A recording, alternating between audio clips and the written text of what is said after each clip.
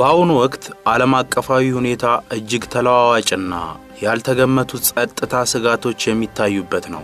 የዓለም ኃያላን ሀገራት የትጥቅ ፉክክር፣ የጂኦፖለቲካ ሽኩቻና በየቀጠናው የሚነሱ ግጭቶች ሀገራት ራሳቸውን በላቀ ብቃት እንዲያዘጋጁ አስገድዷቸዋል።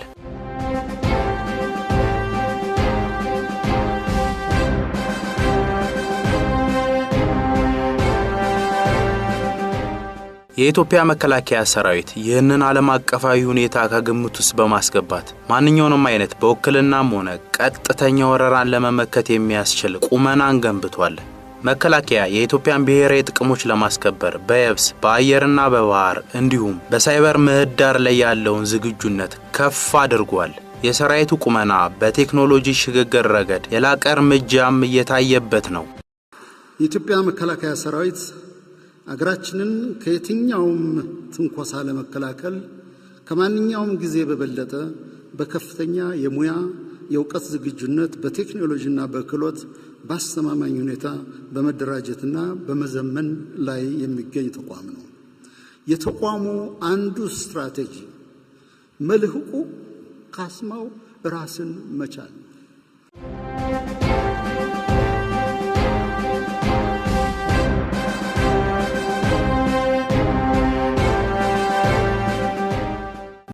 ከቴክኖሎጂው ባለፈ የሰራዊቱ አደረጃጀትና ወታደራዊ ዲሲፕሊን ለጥንካሬ ዋና ምሰሶዎች ናቸው።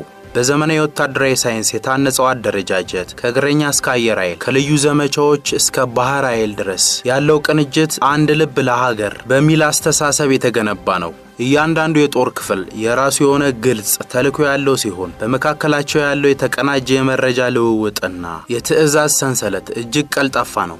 ይህ የተናበበና በጥብቅ ስነ ስርዓት የሚመራ አወቃቀር ሰራዊቱ በማንኛውም ጊዜና ቦታ ለሚሰጠው ግዳጅ በአጭር ጊዜ ውስጥ የተሰጠውን ተልዕኮ እንዲያሳካ አቅም ሆኖታል። ወታደራዊ ስነ ምግባር የሰራዊቱ መለያ ብቻ ሳይሆን የህዝብን ክብር እንዲጠብቅና ለህግ ተገዢ እንዲሆን የሚያደርግ የሞራል ስንቅ ነው። የስነ ምግባር በሰላም አስከበር ተልዕኮዎች ጭምር ኢትዮጵያ በዓለም አቀፍ ደረጃ እንድትከበር አድርጓታል። የሰራዊቱ የሞራል ጥንካሬና የስነ ልቦና ዝግጁነትም ሌላኛው የድል ሚስጥር ነው። ከብረት በላይ ወኔና ጽናትን በመያዝ ሰራዊቱ በሀገር ፍቅርና በህዝባዊ አገልጋይነት መንፈስ የታነጸ ነው። የኢትዮጵያ መከላከያ ሰራዊት ከኢትዮጵያ በታች የሚመጥነው ሰፈር እንደሌለ የሚያውቅ ብሔር የሌለው ልኬ ኢትዮጵያ ነች ብሎ የሚያምን ለኢትዮጵያም 24/7 ዘብ የቆመ በጣም ጠንካራ ሰራዊት በዚህ ሰዓት ኢትዮጵያ አላት ቢባል ማጋነን አይሆንም ብዬ አስባለሁ። መልከ ብዙ የሆኑ ግዳጆችን በአንድ ጊዜ በተመሳሳይ ወቅት መወጣት የሚችል ራሱን በአደረጃጀትም በትጥቅም በአስተሳሰብም በስልጠናም ያዘመነ ሰራዊት እየገነባች ነው ኢትዮጵያ። ወደ ኢትዮጵያ የሚቃጣ ማንኛውንም ኃይል መመከት የሚችል ቁመና ያለው ያልነበሩ አዳዲስ አደረጃጀቶች ተፈጠሩበት።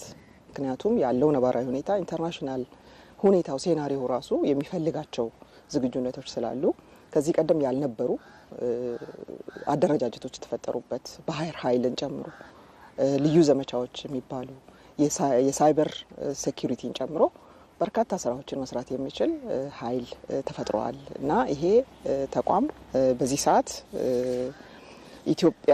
በኢትዮጵያ የመጣ ማንኛውንም ጠላት በጀግንነት መመከት የሚችል ቁመና ያለው ኃይል ነው ማለት ይቻላል። አደረጃጀቱ ኮምፕሊትሊ ተቀይሯል።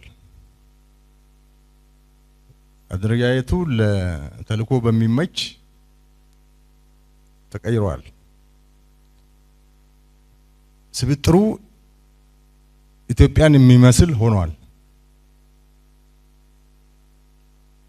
ትጥቁ ዘምኗል።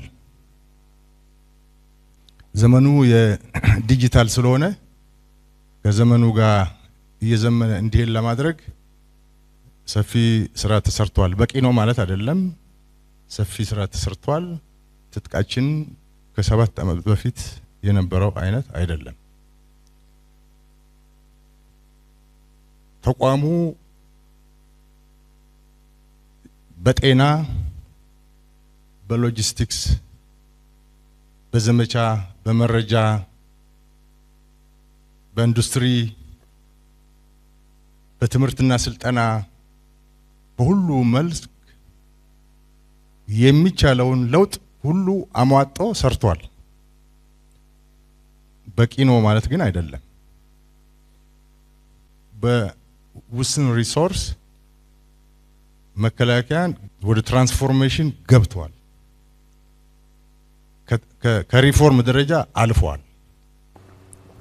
ሪፎርሙ ቤዚካሊ የሚያጠነጥነው የአገሪቷን የግዛት አንድነት፣ የአገሪቷን ሉዓላዊነት፣ የአገሪቷን የህዝቦች ደህንነት መነሻ አድርጎ እንዲጠብቅና እንዲከላከል የአገሪቷ ብሔራዊ ጸጥታ ኃይል መደራጀት አለበት፣ በስነ ስርዓት መደራጀት አለበት። ከዚህ በፊት ምንድነው የነበረው? መላው የኢትዮጵያ ስለሚያውቀው እሱ ላይ ደግሜ አልመለስም። ይሄንን ኃይል ለማደራጀት ግን መከላከያን፣ ፌደራል ፖሊስን እና ብሔራዊ ደህንነትንና ሌሎች የጸጥታ ጋር ሊሄዱ የሚችሉ ኃይሎች በሚገባ ሪፎርም መደረግ ነበረባቸው። አንደኛው ሪፎርሙ የሚያጠነጥነው አስተሳሰብ ነው፣ ኢትዮጵያዊነት ነው። በኢትዮጵያዊነት የተገነባ ለሁሉም ህዝብ እኩል የሆነ የጸጥታ ግብረ ኃይል እና መዋቅር መገንባት ነው። ሁለተኛው አስተሳሰቡ ኢትዮጵያዊነት በቂ ስለማይሆን ለኢትዮጵያዊነት ጠቅላይ ግዛት ሊመች የሚችል ችሎታ መፍጠር አለብን። ስኪል የምንለው ነገር ችሎታ መፈጠር መቻል አለበት። ምክንያቱም ኢትዮጵያዊነት በባዶ አይመሰረትም፣ በችሎታ ነው መመስረት ያለበት። ሶስተኛ ችሎታው ብቻ በቂ ስላልሆነ በቴክኖሎጂ በትጥቅ መዘመን አለበት። አራተኛው አሰራሮቹ፣ አካሄዶቹ ዘመናዊ መሆን አለባቸው፣ መዘመን መቻል አለባቸው። ይሄንን መነሻ አድርጎ በአንድ በኩል ውስጥ ላይ የተቃጣውን ጥቃት እየመከተ በሌላ በኩል ደግሞ ይሄንን ሪፎርም እየሰራ የነበረ የጸጥታ ኃይል ነው ያለው።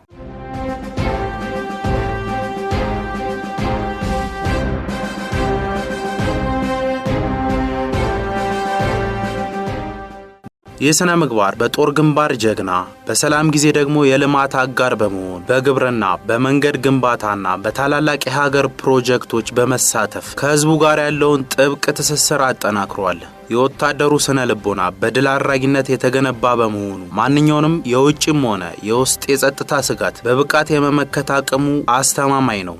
የሰራዊቱ አባላት ያላቸው የጽናት ደረጃና ለሀገር ያላቸው ታማኝነት ለማንኛውንም ወራሪ ኃይል ትልቅ ማስጠንቀቂያ ደወል ነው።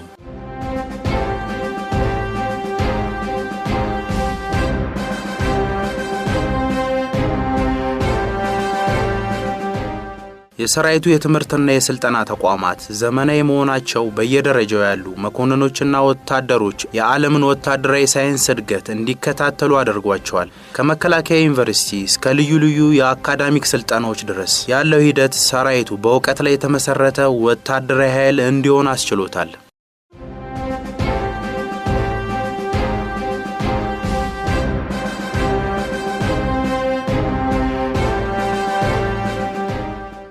ሌላው ሊጠቀስ የሚገባው ነጥብ የሰራዊቱ ሁለንተናዊ ዝግጁነት ለቀጠናዊ ሰላም ያለው ፋይዳ ነው።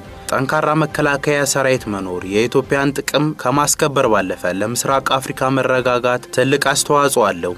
ሽብርተኝነትን በመዋጋትና በጎረቤት ሀገራት የሚከሰቱ ግጭቶች ለማረጋጋት እንዲሁም ወደ ሀገር ውስጥ እንዳይገቡ በመከላከል ረገድ የሰራዊቱ ሚና የጎላ ነው። የኢትዮጵያ መከላከያ ሰራዊት በተባበሩት መንግስታትና በአፍሪካ ህብረት የሰላም ማስከበር ስራዎች ላይ ያለው የረጅም ጊዜ ተሳትፎና ስኬት ኢትዮጵያ በዓለም አቀፍ የሰላም ዲፕሎማሲ ውስጥ ያላትን ተሰሚነት ከፍ አድርጎታል። ይህ ዝግጁነት ኢትዮጵያ በአፍሪካ ቀንድ ውስጥ እንደ ዋነኛ የሰላም ተዋናይ ሆና እንድትቀጥል የሚያስችል የኃይል ሚዛን ፈጥሯል።